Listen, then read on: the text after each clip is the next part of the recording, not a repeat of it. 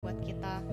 Dan dari lagu ini juga aku diajarin bahwa em, pujian penyembahan itu nggak harus dalam lagu-lagu dan aja gitu, tapi juga dalam kehidupan kita sehari-hari juga bisa menjadi pujian penyembahan buat Tuhan.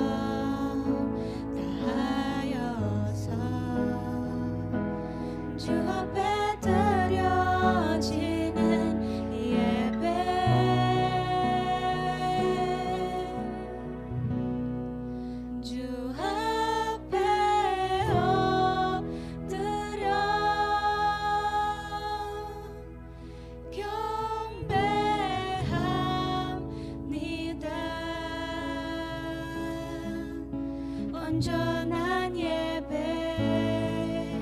내 맘의 예배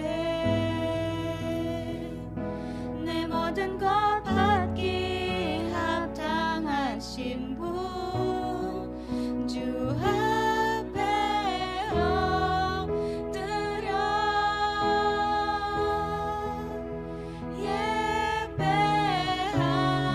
예배합니다 나의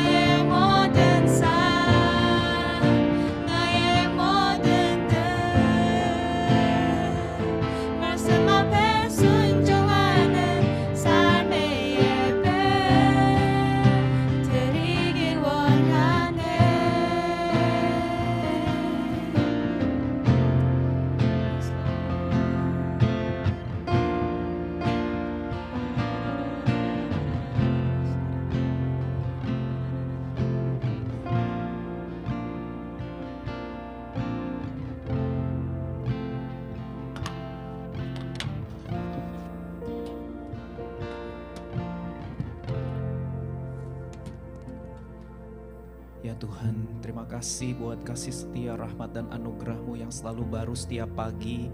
Kami bersyukur buat kemurahan Tuhan yang lebih dari hidup. Biarlah bibir kami, hidup kami terus memegahkan Engkau, memuliakan Engkau. Sebab segala sesuatu selalu berasal dari Tuhan, oleh Tuhan, untuk Tuhan, bagi Tuhan kemuliaan sampai selama-lamanya. Kami bersyukur Tuhan untuk hari ini. Kami rindu akan firman-Mu, jiwa kami merindukan. Kami lapar haus akan kebenaran-Mu. Kami mohon ya Tuhan, roh hikmat wahyu membuka mata hati kami menjadi terang. Supaya kami bisa kenal Tuhan dengan benar, kenal Tuhan secara pribadi, bukan lagi sekedar dari perkataan orang lain ya Tuhan. Bahwa kami mengalami perjumpaan, bahwa kami mengalami secara pribadi, supaya iman, pengharapan dan kasih kami berakar kuat, mendalam, bertumbuh dan berbuah. Hidup kami sehati dan sepikir dengan Tuhan. Berbicaralah kepada kami secara pribadi ya Tuhan. Biarlah kami melihat pengharapan yang terkandung dalam panggilan Tuhan melampaui apa yang bisa kami pikirkan dan doakan selama ini. Karena Engkau tidak terbatas Tuhan, Engkau yang awal yang akhir, Engkau dulu ada, sekarang ada, besok ada, dan Engkau tidak pernah tidak ada. Engkau selalu ada dalam setiap musim hidup kami. Datanglah kerajaan-Mu, jadilah kehendak-Mu atas hidup kami di tempat ini, di rumah kami masing-masing ya Tuhan, sama seperti di sorga. Dalam nama Yesus Tuhan dan Juru Selamat, Raja yang kami sembah dan kami cintai sampai seumur hidup kami. Kami sudah berdoa dan mengucap syukur. Mari setiap orang yang siap merenungkan firman sama-sama katakan amin. Amin. Haleluya. Baik, selamat pagi, shalom, salam damai sejahtera dalam Tuhan Yesus Kristus.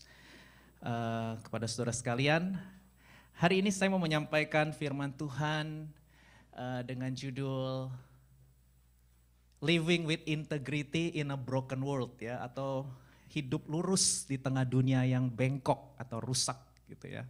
Mungkin gak sih hidup lurus di dunia yang rusak atau di dunia yang bengkok? Integrity in the broken world. Karena tahun 2021 ini Bapak Rohani kita mendapatkan tuntunan Tuhan adalah tahun integritas. Katakan the year of integrity. The year of integrity ya. Ini adalah tahun integritas. Nah saudara, saya mengajak kita melihat Mazmur pasal 37, nanti di rumah saudara baca semua ya, pasal 37 ini. Tapi hari ini saya akan menampilkan beberapa saja, hari ini kita lihat dulu Mazmur 37 ayat 1 sampai yang ke-5. Oke, mari kita baca bersama 2, 3. Dari Daud, jangan marah karena orang yang berbuat jahat. Jangan iri hati kepada orang yang berbuat curang, sebab mereka segera lisut seperti rumput dan layu seperti tumbuh-tumbuhan hijau. Percayalah kepada Tuhan dan lakukanlah yang baik. Diamlah di negeri dan berlakulah setia. Dan bergembiralah karena Tuhan, maka Ia akan memberikan kepadamu apa yang diinginkan hatimu. Serahkanlah hidupmu kepada Tuhan dan Ia akan bertindak.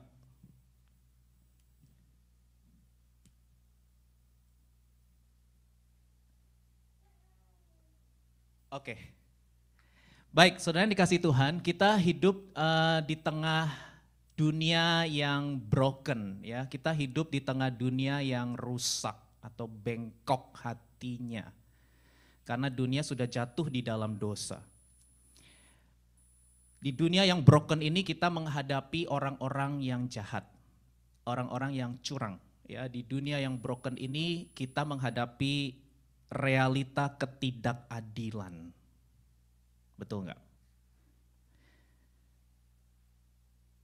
Saudara yang di universitas, saudara yang student, saudara belajar sungguh-sungguh. Saudara fokus belajar dari pagi sampai malam, ya. Saudara kerjakan tugas sebaik-baiknya, saudara persiapan exam juga dengan sangat baik. Tapi nilai yang saudara dapatkan tidak maksimal seperti yang saudara inginkan. Sedangkan teman saudara yang main-main, yang ketawa-ketawa, yang nyontek kanan kiri, nyontek sana sini, santai-santai, nilainya lebih bagus daripada saudara. Pernah nggak ngalami hal itu? Saudara yang di tempat kerja, saudara kerja rajin, kerja disiplin, ya. Saudara di pekerjaan datang paling awal, pulang paling akhir. Saudara nggak pernah dapat promosi, nggak pernah dapat kenaikan gaji. Teman saudara kerjanya sembarangan tapi manis bibir, pandai merayu, ya, pandai bicara, dapat promosi dan kenaikan gaji. Pernah nggak ngalami kayak gitu? Saudara merasa saudara dalam hidup ini sudah hidup dalam integritas. Saudara sudah hidup bersih, benar, jujur, ya. Tapi saudara tidak mendapatkan hasil yang maksimal dalam hidupmu. Sedangkan orang lain yang bengkok hatinya, yang jahat, yang curang, mereka lebih kaya, mereka lebih makmur daripada kita. Pernah nggak menghadapi realita ini, saudara? Nah, realita ketidakadilan ini dilihat oleh Raja Daud. Makanya Raja Daud tulis di Mazmur 37 ayat 1. Jangan marah karena orang yang berbuat jahat. Jangan iri hati karena orang yang berbuat curang. Dan Raja Daud tulis lagi di ayat 7 dan 8, diulang saudara. Jangan marah karena orang yang berhasil dalam hidupnya, yang kaya, yang makmur. Ya. Karena orang yang melakukan tipu daya. Berhentilah marah dan tinggalkanlah panas hati itu. Diulang lagi, jangan marah. Itu hanya membawa kepada kejahatan. Diulang-ulang sama Raja Daud, saudara. Karena memang Raja Daud melihat realita ketidakadilan itu ada di depan mata dia. Ya. Yang tadi saya sampaikan itu contoh-contoh di masa kini, di zaman now. Tapi di zaman Raja Daud pun, ya, dia melihat realita ketidakadilan itu. Nah, saudara, hari ini saya mau share sesuatu yang sederhana. 2 prinsip kebenaran firman Tuhan yang akan menyembuhkan saudara. Kalau saudara hari ini hatimu pahit, panas, ya, saudara iri dengan orang lain, Alkitab bilang iri hati itu membusukkan tulang, saudara ya. Hari ini firman ini akan menyembuhkan, akan membebaskan kita dari iri hati, dari kemarahan, dari panas hati, supaya kita bisa berkomitmen untuk hidup lurus di tengah dunia yang bengkok, ya, untuk living with integrity in a broken world. Nah, saudara, yang pertama saudara yang saya pelajari dari Mazmur 37 ini, bagaimana caranya supaya kita bisa hidup lurus di tengah dunia yang bengkok. Yang pertama kita harus trust in the Lord, percaya kepada Tuhan. Katakan percaya kepada Tuhan. Nah saudara, mari kita lihat ayat 3. Ya, Raja Daud menulis, percayalah kepada Tuhan, ya. Percayalah kepada Tuhan dan lakukanlah yang baik. Diamlah di negeri dan berlakulah setia, tetaplah berintegritas. Sekalipun dunia tidak adil, curang, jahat, culas, licik, tetaplah setia. Tetaplah lakukan yang baik. Percayalah kepada Tuhan. Trust in the Lord. Nah saudara, trust in the Lord atau percaya kepada Tuhan itu bisa memiliki 2 pengertian. Yang pertama artinya kita menaruh confidence kita, keyakinan kita hanya kepada Tuhan. Dan yang kedua artinya kita menyerahkan kendali hidup kita kepada Tuhan. Jadi kata trust itu lebih tepat mempercayakan hidup kita kepada Tuhan. Di ayat 5 Raja Daud tulis, serahkanlah hidupmu kepada Tuhan dan percayalah kepadanya dan ia akan bertindak. Commit your way to the Lord, trust in Him and He will act. Lord, I will trust in you. Lord, I will trust in you. My heart will trust in you. Inilah yang akan menyembuhkan saudara dari iri dan panas hati. Ketika kita mempercayakan hidup kita kepada Tuhan, percaya kepada Tuhan. Pertanyaannya, apa yang harus kita percayai dari Tuhan? Ya. Oke. Di Mazmur 37 ini ada dua hal yang kita bisa percayai di dalam Tuhan sehingga kita sembuh dari panas hati dan iri hati.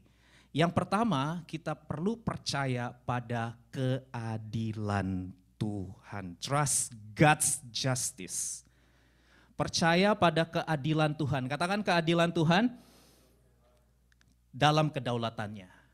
Ya, keadilan dalam kedaulatannya, dalam waktunya. Waktu Tuhan pasti yang terbaik.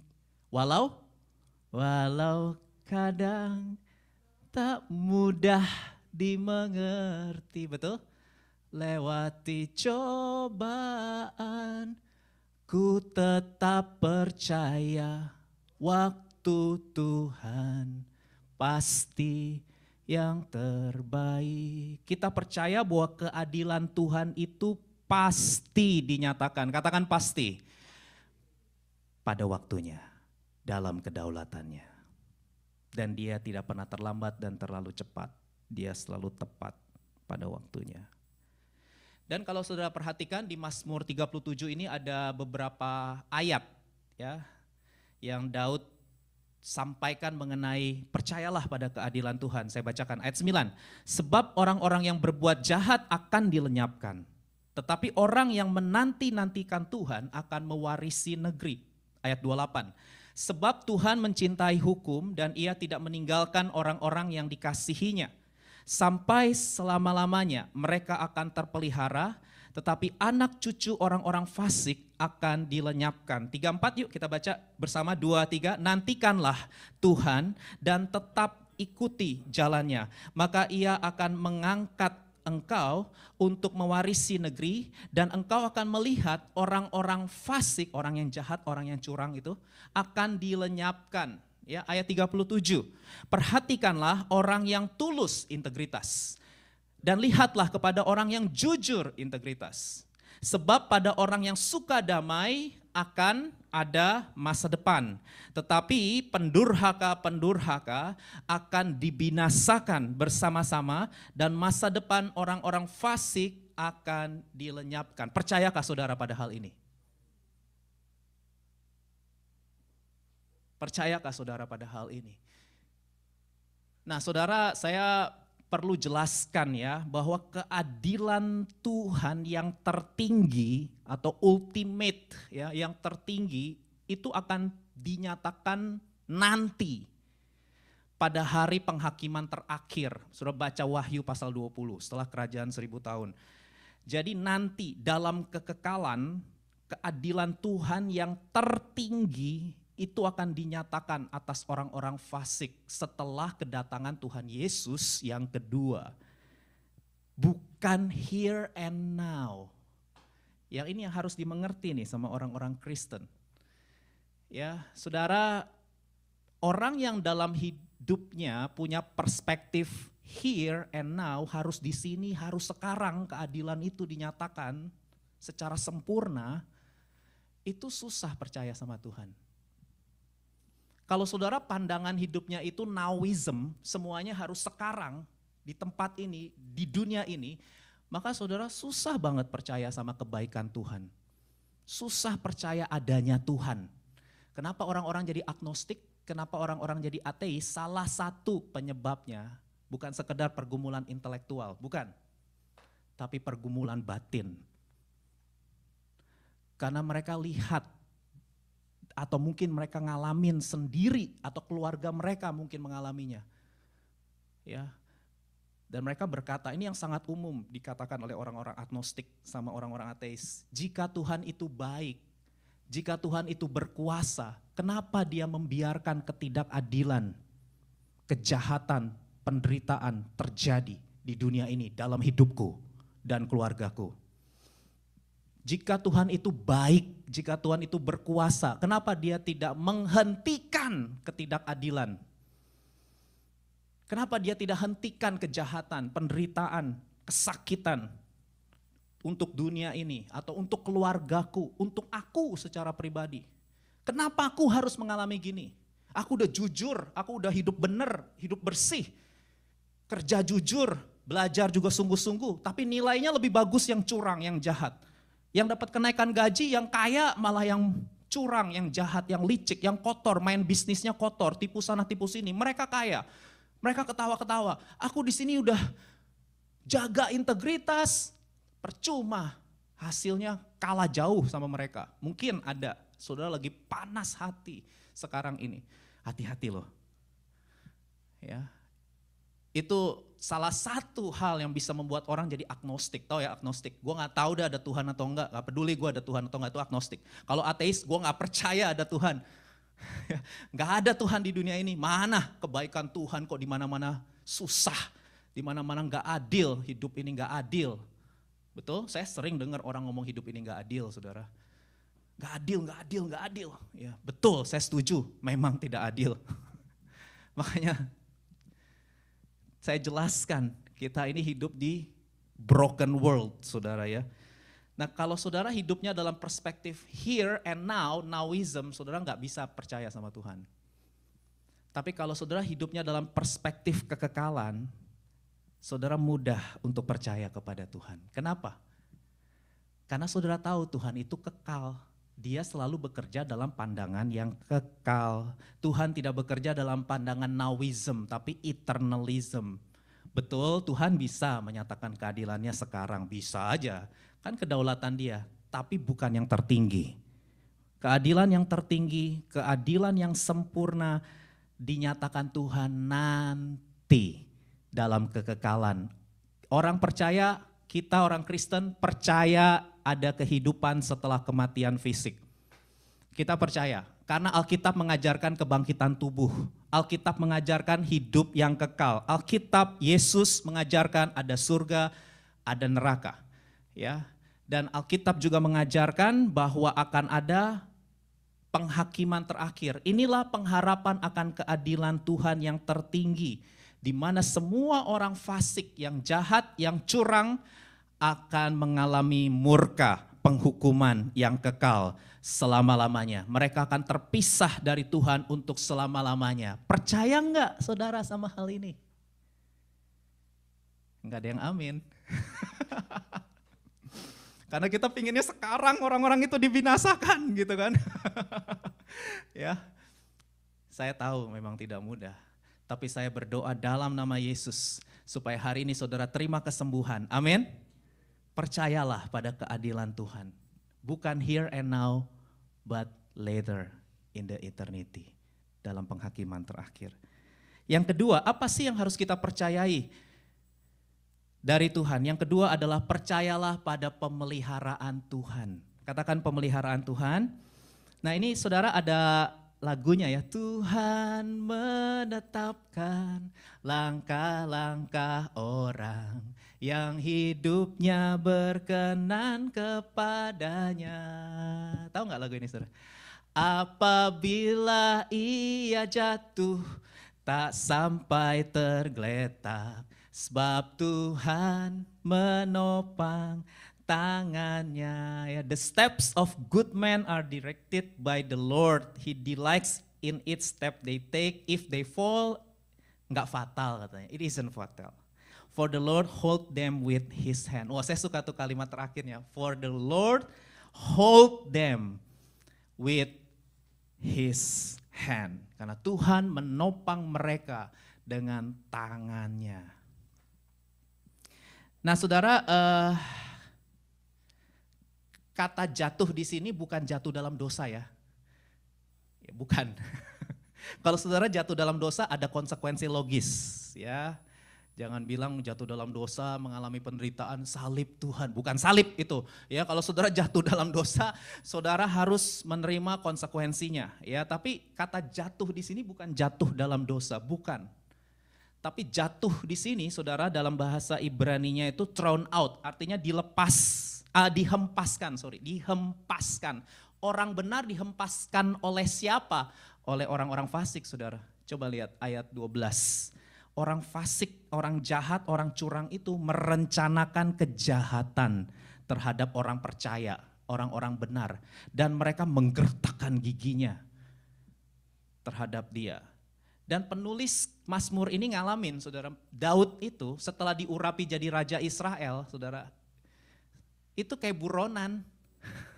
Dia dikejar-kejar mau dibunuh sama Raja Saul yang jahat.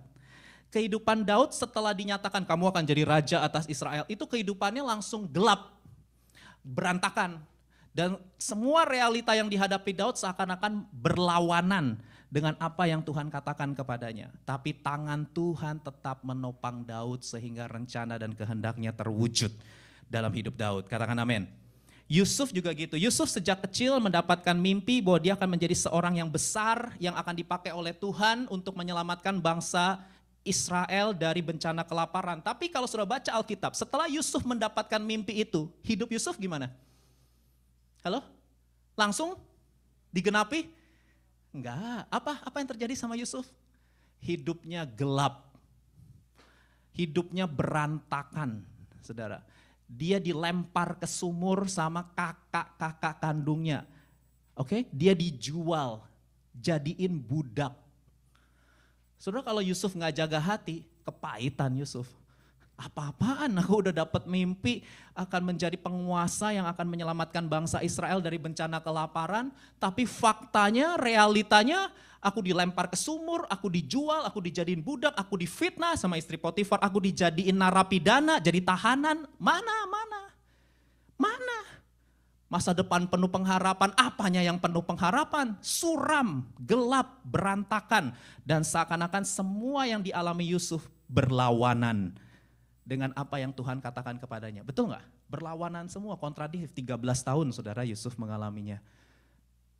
Tapi kita tahu tangannya, sebab Tuhan menopang tangannya. Sekalipun Yusuf dihempaskan, jatuh kejahatan orang-orang fasik. Tapi ada tangan Tuhan yang menopang Yusuf sehingga Yusuf mengalami penggenapan kehendak Tuhan dalam hidupnya. Segala sesuatu indah pada waktunya. Percayakah saudara akan hal ini? Percaya enggak saudara sama keadilan Tuhan? Sama pemeliharaan Tuhan? Kalau saudara percaya sama keadilan dan pemeliharaan Tuhan, maka saudara akan berkomitmen, katakan berkomitmen, untuk tetap hidup lurus di tengah dunia yang bengkok. Saudara akan tetap hidup bersih, benar, jujur, setia dan taat. Sekalipun di tengah-tengah dunia yang jahat dan curang. Karena saudara percaya pada keadilan dan pemeliharaan Tuhan. Kalau saudara lupa sama khotbah ini, nyanyi aja. Waktu Tuhan pasti yang terbaik. Amin. Karena itulah yang akan membuat kita sembuh dari iri hati dan panas hati. Yang terakhir saudara, yang kedua, bagaimana supaya kita bisa hidup lurus di tengah dunia yang bengkok, hidup berintegritas di tengah broken world, dunia yang rusak. Yang kedua saudara, kita harus bergembira di dalam Tuhan. Katakan bergembira di dalam Tuhan. Ya, nah saudara, yuk kita lihat Mazmur 37 ayat 4. Mari kita baca bersama 2-3. Dan bergembiralah karena Tuhan, maka Ia akan memberikan kepadamu apa yang diinginkan hatimu. Delight yourself in the Lord, and He will give you the desires of your heart.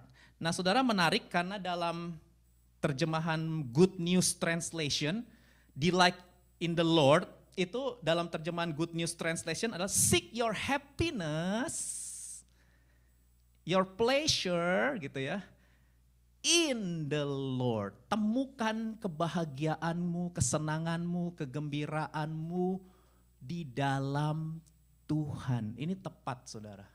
Kalau kita menghidupi prinsip ini, kita akan sembuh dari iri hati. Kita akan sembuh dari kemarahan, dari panas hati. Coba lihat kanan kirinya lagi mendidih gak? Banyak orang Kristen gak bisa mengucap syukur dalam segala keadaan. Oh, susah banget mengucap syukur dalam segala keadaan. Susah, saudara. Mukanya ditekuk terus. Ya, beban hidupnya berat sekali, ya. Kenapa? Ya karena belum menghidupi prinsip ini. Makanya hari ini kita mau belajar. Amin. Kita semua kan murid Tuhan Yesus. Saya sendiri khotbah ini saya juga sedang dalam proses belajar, saudara. Saya juga belum sempurna. Kadang-kadang saya juga nggak bisa mengucap syukur dalam segala keadaan. Nggak bisa bersuka cita senantiasa dan nggak bisa tetap terus berdoa. Sometimes ya. Makanya saya juga belajar ketika menyampaikan firman Tuhan ini. Saudara, prinsip ini merupakan solusi untuk kita sembuh dari iri hati. Sembuh dari kemarahan yang berkepanjangan, ya. Atau panas hati dengan orang lain. Gini, kenapa? Karena rasa iri itu berakar pada satu bagian terdalam dari diri manusia, yaitu desire. Ya, keinginan. Envy, bahasa Inggrisnya itu envy, ya. Envy atau iri hati itu terjadi pada saat desire atau keinginan kita tidak terpenuhi. Halo, betul gak? Karena kalau semua yang kita inginkan itu terpenuhi, kita gak bakal iri sama orang lain. Kalau semua yang kita mau, semua yang kita harapkan itu terpenuhi, kita nggak bakal marah sama orang lain.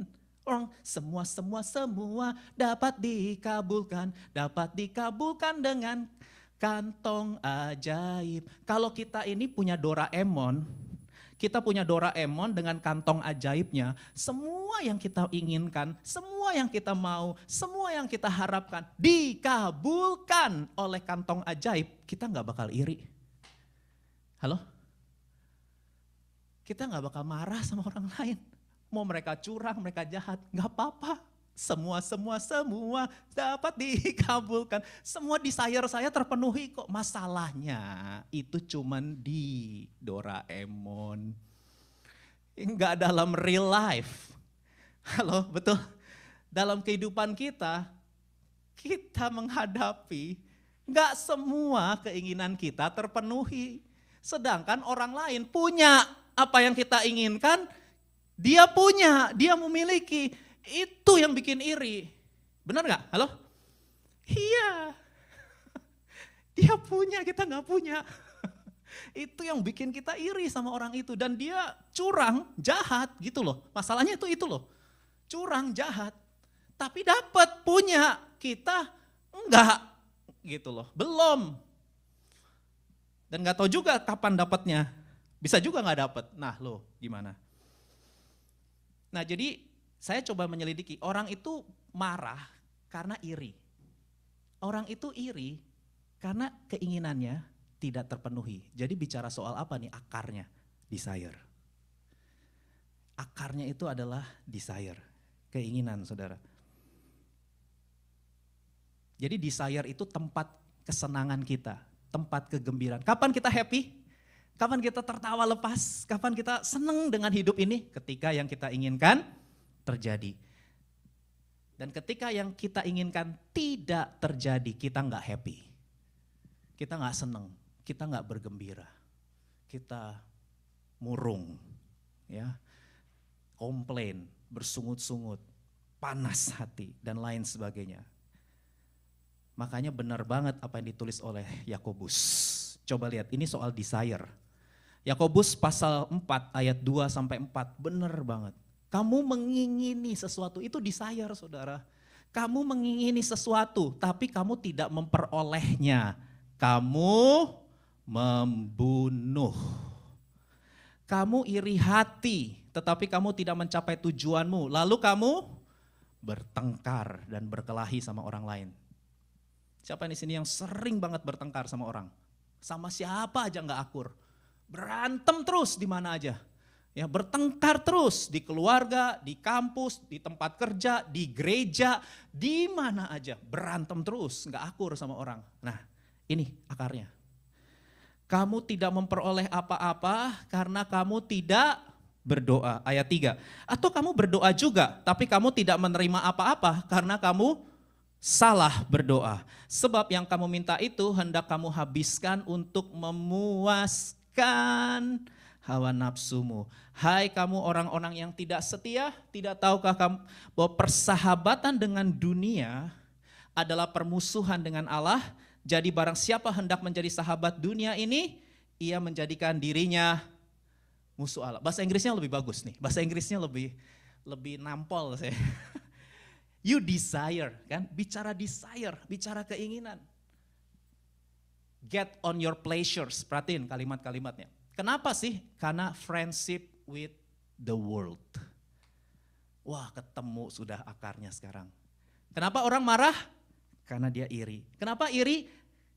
Karena keinginannya bersahabat dengan dunia. Keinginan dia tidak bersahabat dengan Tuhan. Keinginan dia bersahabat, sehati, sepikir, selaras dengan dunia. Dan orang yang cinta dunia, cinta dosa, musuh Allah. Udah ketemu sekarang akarnya. Jadi kita nih orang Kristen harus cerdas ya. Kalau ngelihat manifestasi itu jangan dibabat manifestasinya. Istilahnya jangan babat daun, cabut akarnya. Kalau saudara mau sembuh itu harus cabut akar, nggak bisa babat daun. Karena kalau saudara babat daun, nanti muncul lagi. Babat daun, muncul lagi. Ada orang kemarahan itu harus ditengking. Dalam nama Yesus, roh kemarahan, pergi. Nggak bisa ditengking.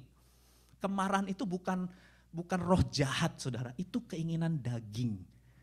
Bukan roh jahat, bukan setan. Orang marah itu karena iri. Orang iri karena desire-nya bersahabat dengan dunia. Dia cinta dunia. Dunia itu adanya apa? 3. Keinginan daging, keinginan mata, kesombongan, keangkuhan hidup. Dia cinta dunia. Orang kalau cinta dunia, cinta uang. Ya, iya. Orang kalau cinta dunia, cinta dosa. Dan itu dia yang menyebabkan manusia hidupnya gak pernah damai. Gak pernah bahagia. Sampai kapanpun gak pernah bahagia. Karena kegembiraannya diletakkan pada tempat yang salah. Nah, saudara, itu sebabnya Raja Daud menulis, tempatkan sukacita kegembiraanmu di tempat yang benar. Delight yourself, not in the world. Delight yourself, find your happiness in the Lord. Aduh, ini kata ini udah beda tipis nih. World, Lord. Ya enggak, halo? Beda tipis nih, hati-hati nih, suka kepleset kita nih. Ya, delight yourself in, find your happiness, your pleasure in the Lord, not in the world. Jadi kita kalau bicara soal delight, desire itu tidak terpisahkan. Ya, kalau kita delight-nya in the Lord, desire kita juga in the Lord. Karena keduanya itu tidak bisa dipisahkan ya. When we delight in the Lord, then our desire will also be in the Lord, not in the world. Nah, saudara yang dikasih Tuhan, ini ditulis oleh Raja Daud, ini juga ada lagunya ya. Satu hal telah ku minta kepada Tuhan. Tahu gak ya lagunya? Satu hal yang telah ku minta kepada Tuhan, itulah yang, ini desire kan, itulah yang I desired, itulah yang ku ingini. Diam di rumah Tuhan seumur hidupku, menyaksikan kemurahan Tuhan. Gimana? Dan menikmati baitnya, ketinggian. Oke. Kayaknya pada nggak tahu nih ya, soalnya ini zaman saya dulu waktu SMP, SMA. Kita bedanya jauh ya. Oke, sudah. Oke, ini ada sebuah quotes yang bagus. If our heart delights in the Lord, happy in the Lord, gitu ya.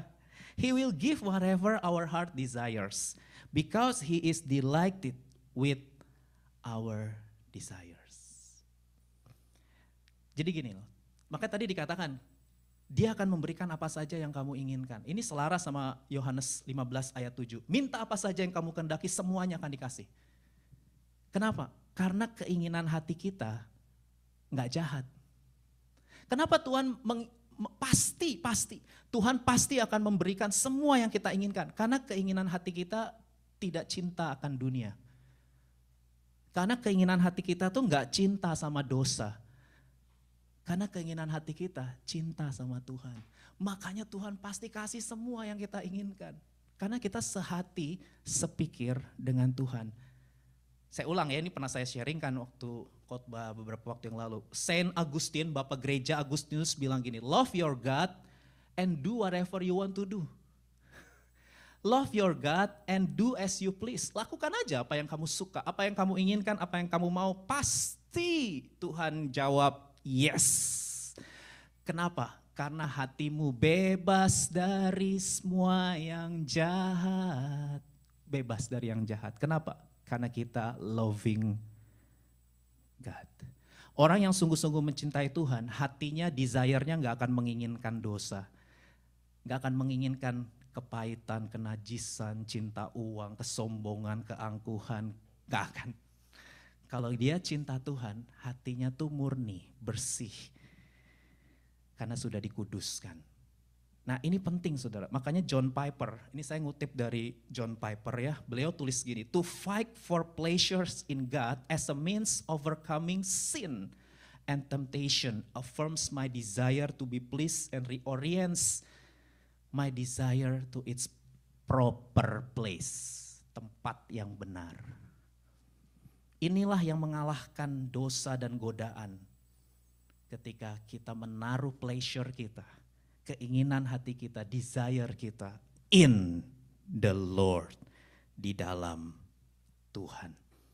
Saya undang para pelayan untuk maju ke depan. Saudara, ini adalah hal yang sangat penting. 2 Korintus pasal 4 ayat 4 berkata, orang-orang yang tidak percaya, yang pikirannya telah dibutakan oleh ilah zaman ini sehingga mereka tidak melihat cahaya Injil tentang kemuliaan Kristus yang adalah gambaran Allah. Ini yang terus-menerus kita doakan, betul? Halo?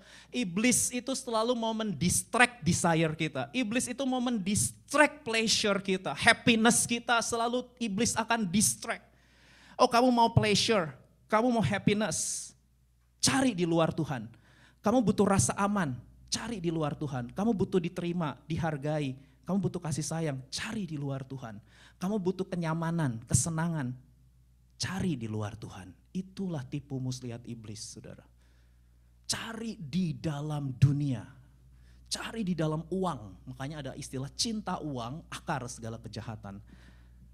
Sebenarnya bukan uangnya ya, bukan uangnya saudara, bukan. Uang itu netral, gak ada masalah sebetulnya dengan uang. Itu sekedar nominal perhitungan alat tukar kan. Uang itu kan alat tukar.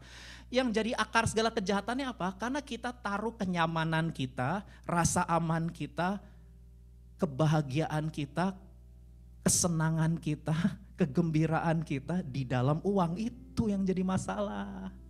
Bukan uangnya. Nangkep gak nih? Jadi uangnya jangan ditengking-tengking. Setan ini setan. Enak aja setan. Kalau saudara gak suka sini kasih saya. Bukan masalah uangnya, bukan. Cintanya itu loh. Cinta uang, itu dia. Cinta itu berarti apa? Saudara menaruh kenyamananmu, kesenanganmu, angan-anganmu, happinessmu, kebahagiaanmu, rasa amanmu, rasa berhargamu di dalam uang. Itulah artinya cinta uang. Tapi kalau kita cinta Tuhan, berarti kenyamananku, kesenanganku, kebahagiaanku, rasa berhargaku, nilai hidupku, makna hidupku, itu Tuhan.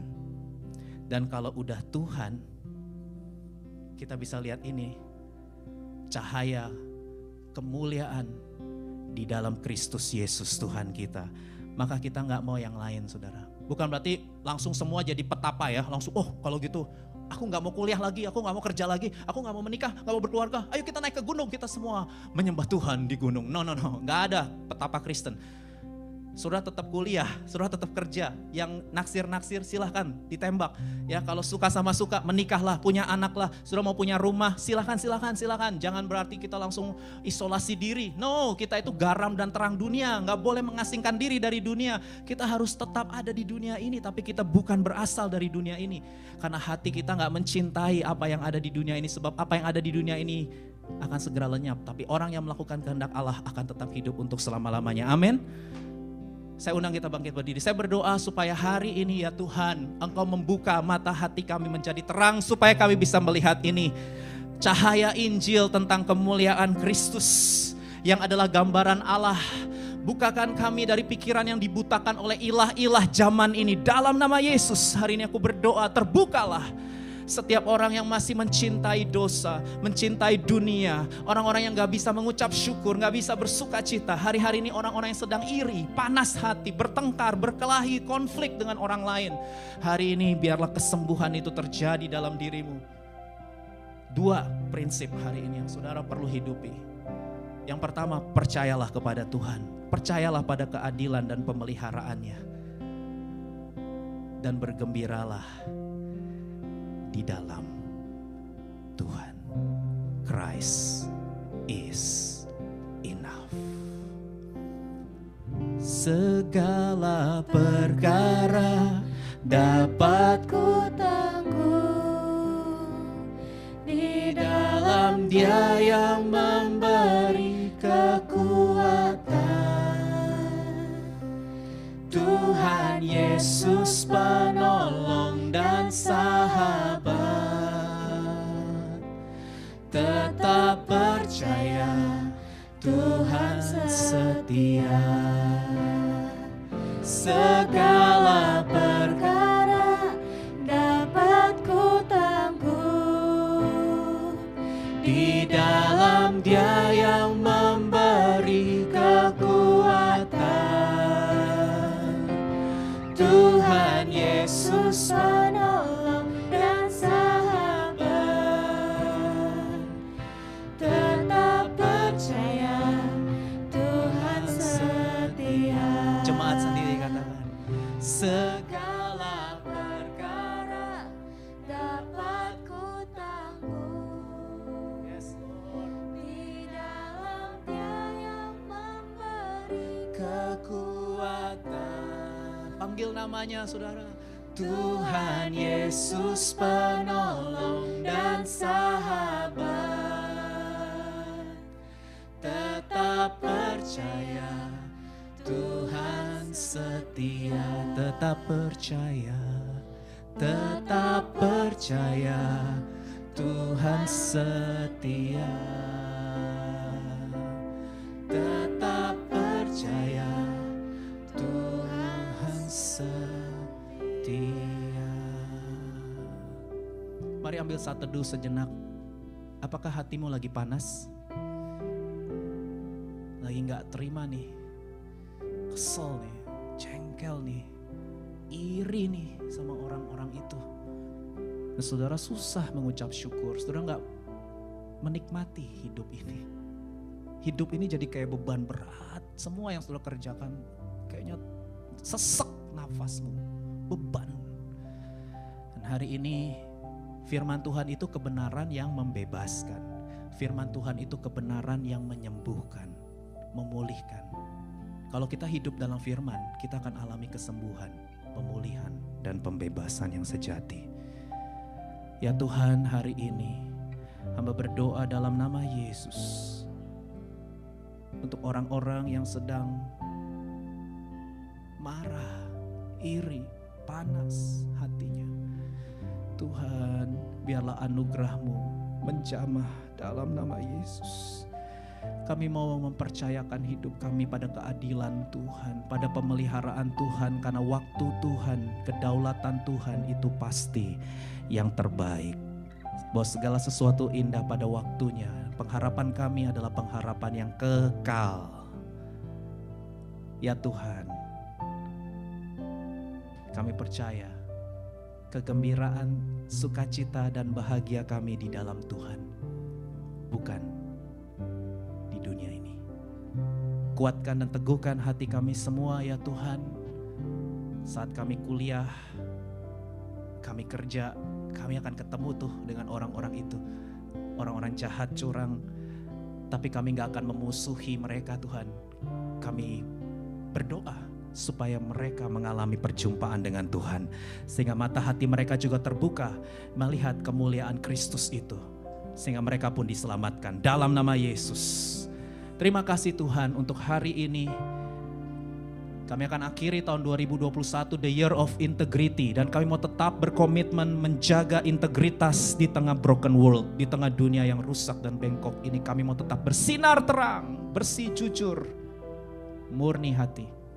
Bebas dari semua yang jahat. Oleh karena anugerah-Mu memampukan kami semua. Dan sebentar kami akan pulang, kami rindu terima berkat dari Tuhan. Mari buka hati, tengadahkan kedua belah tanganmu dan terimalah berkat dari Allah kita. Tuhan memberkati engkau dan melindungi engkau. Tuhan menyinari engkau dengan wajahnya dan memberi engkau kasih karunia.